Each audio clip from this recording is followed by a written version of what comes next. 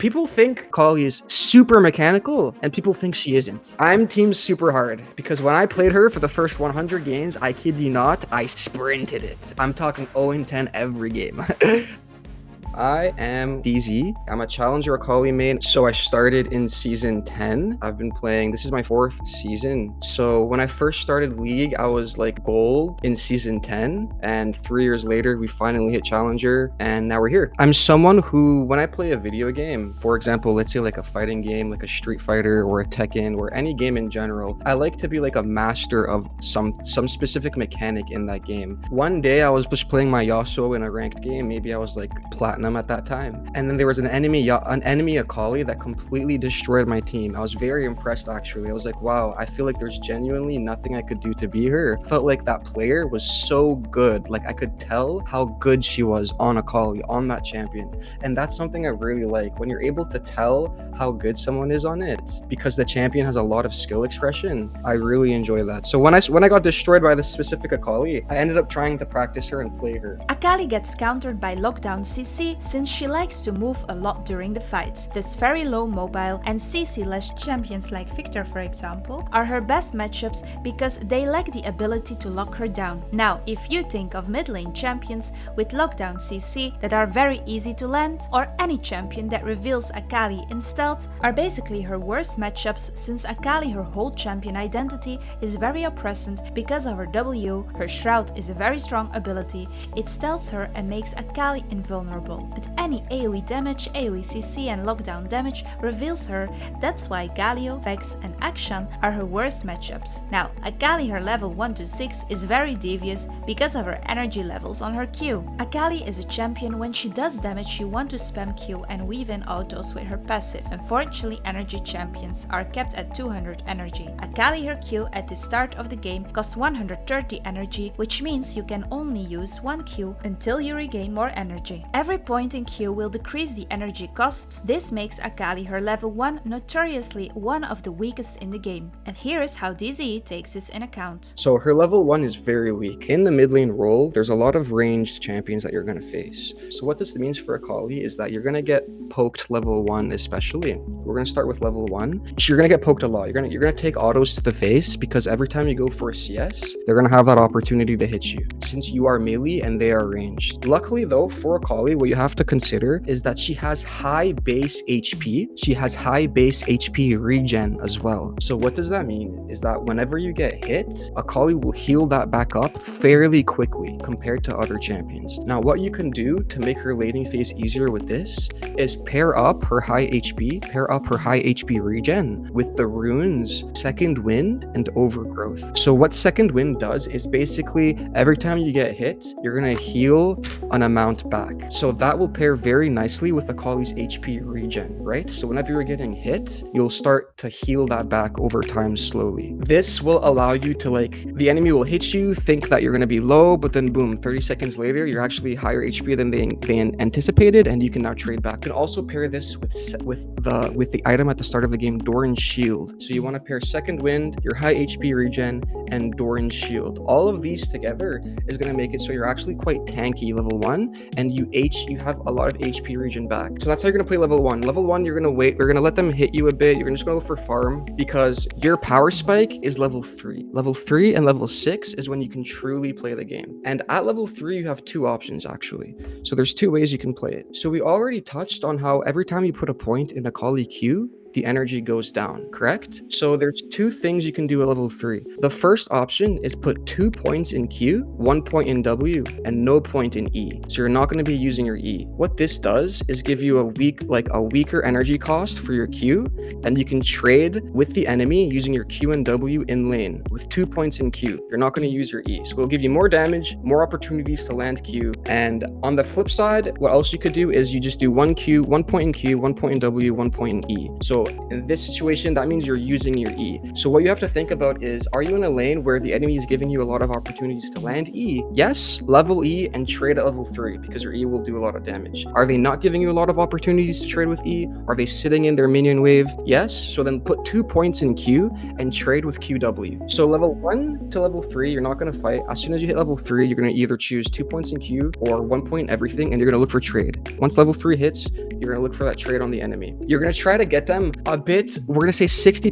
HP. At level 3, if you can start to try to set up your enemy laner to be at 60% HP by the time you hit level 6, then you can all in. If you land everything, if you dodge their abilities, if you play correctly, they're at 60% HP, level 6, all in them, you'll get a kill. Boom, you won lane. So that's basically like the blueprint on how to win lane on Akali. To sum up DZe's playstyle to Snowball, level 1 to 3, he plays passively in lane. As soon as he hit level 3, he will start to look for trades on the enemy mid. He will try to set up the enemy to have around 60% HP by the time he hits level 6. If this is accomplished right when he hits level 6, he is going to all in and most likely kill his opponent. Since Akali is a mid queen, it's really important to go in the mid game snowballing, so this is his ideal blueprint for the early game. Now, what about the mid game? So mid game basically starts, in my opinion, I would say maybe around like 12 minutes.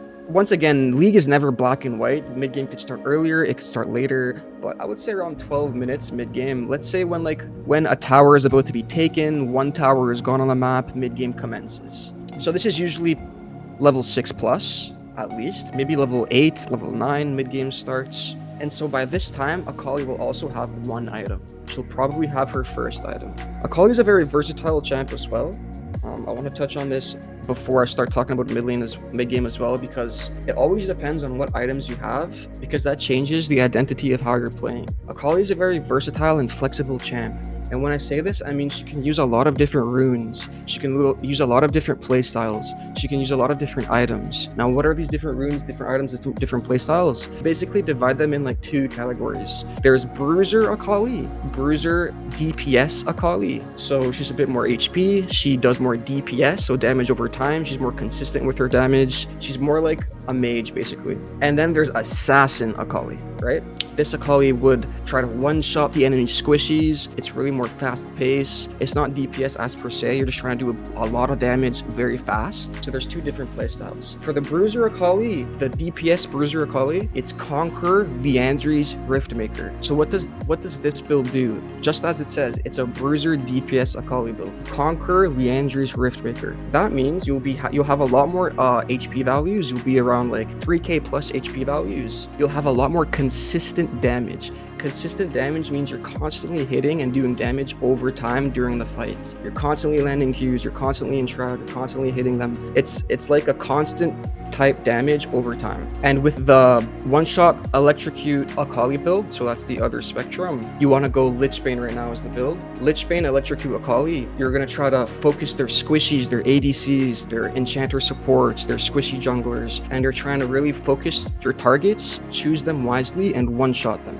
So these 2 separate like game styles really change how you play mid game. For example, Electrocute Akali really wants to look for those 1v1s. She is really good at looking for the enemy ADC to do that one little misstep. So when you're playing a one-shot Electrocute Akali, which a lot of people prefer, you're basically looking for the enemy squishies to make that one little misstep. So we're mid-game, right? Let's say we're in mid-game, so both bot laners are playing mid now, solo laners are in the side lanes. What you want to look for as Akali in the mid-game is you want to make sure the side lane is pushed. Now you're playing Akali mid, so which side lane do you go to as the mid laner? You're going to the side lane that's next to the objective. So let's say you're playing Dragon in the mid game.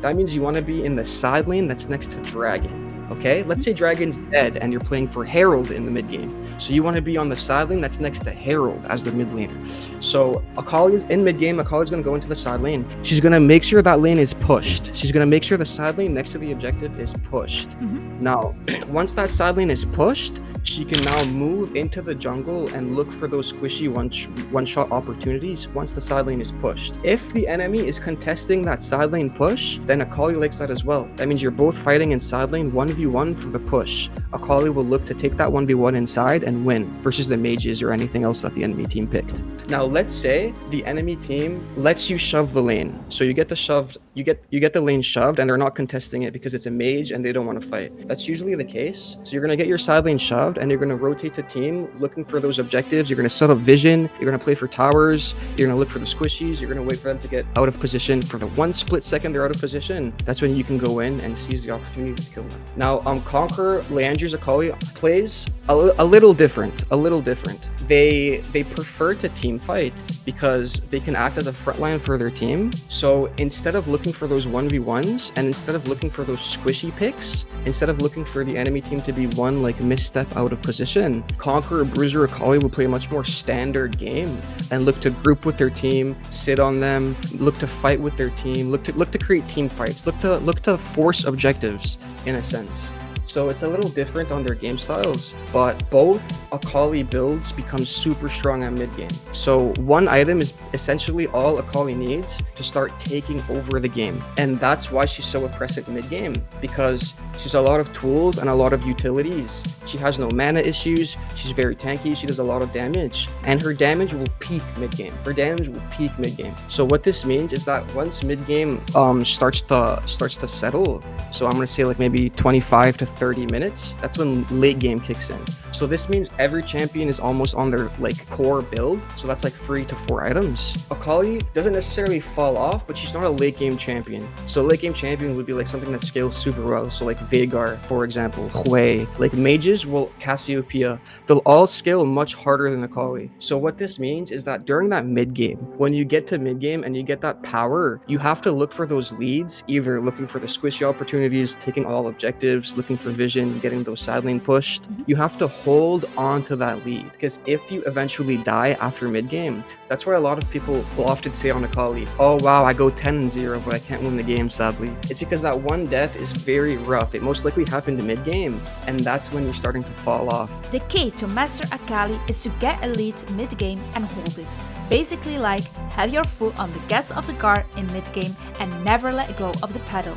You want to keep pushing, because as soon as you let go of the gas, the enemy team will outscale you and it will be very hard for you as a melee range champion playing the late game plus minus 30 minutes. You deal no damage to towers or objectives, so your mid game is super important. Now here is DZe's his biggest tip to climb the ranks, and it set him apart from any other Akali. Now what do I do differently than other Akalis? Frontlining. Boom. Frontlining. That is a concept that is almost lost on all North American players. I don't know why. Frontlining. Using your HP bar, essentially, is what that means. Using your HP bar. League of Legends isn't just about you using and landing your abilities and never getting hit. It's not about that. HP bar is a function. I think Akali's baiting potential is massive.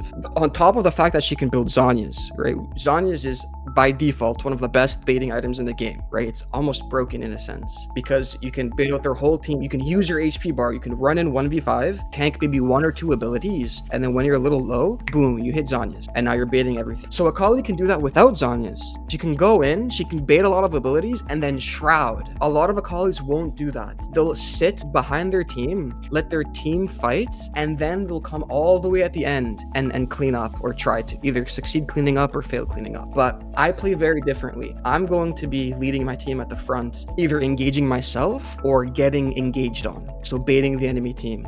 So for example, to give more clarity, both teams are 5v5ing dragon. I am going to lead my pack. I'm going to R into the enemy team. It's full team fight 5v5. I'm going to R1 into the enemy team. Once I R1 in, I'm going to get hit by 1 or 2 spells. Once I get hit by 1 or 2 spells, I'm about half HP. Boom, I shroud. Now I'm sitting in shroud with half my HP and and I got the enemy to use a few spells on me. That's what using my HP bar means. So now my teammates have an easier time to come join me in the fight and win because 1, the enemy has a few spells down because they use it on me, and 2, I'm in the front engaging and I took the damage for them previously. So now your team has an easier chance to play because you used your HP bar. Now imagine everybody on your team uses their HP bar. It's just making the game easier for everybody. Now imagine someone on your team doesn't use their HP bar. That means they never go in, they never tank any spells, they never get the enemy to use anything. That's almost making it harder for you to play, is it not? That's why I'm very like adamant about the concept of using your HP bar,